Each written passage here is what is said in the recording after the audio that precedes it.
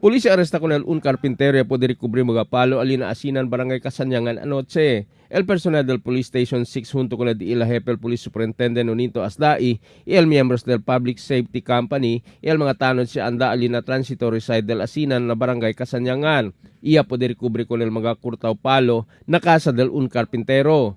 Con el suspecha el iba para alina estasyon del Police Station 6 na Tetuan.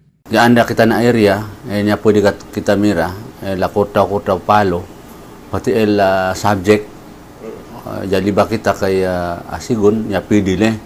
Pero ang taniga gani el dueño, di kasi basta-basta liba el palo, sino ay di alya, na ele di alya man kaya uno leader carpintero.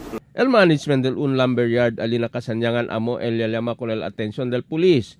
Kaya el sospechoso saka con el mga palo sin permiso na di ila lumberyard y el ibabolbe na di ila casa alina asinan. Durante el confrontasyon, sospechoso habla kaya PDL con el mga palo con el dueño del lumberyard. Por eso el iba ele con este bolbe. Hindi man daw ele iba con este bolbe sino ay con ele dale. El reclamante y el sospechoso puede lang arregla y no hay mapursige planta caso con el sospechoso.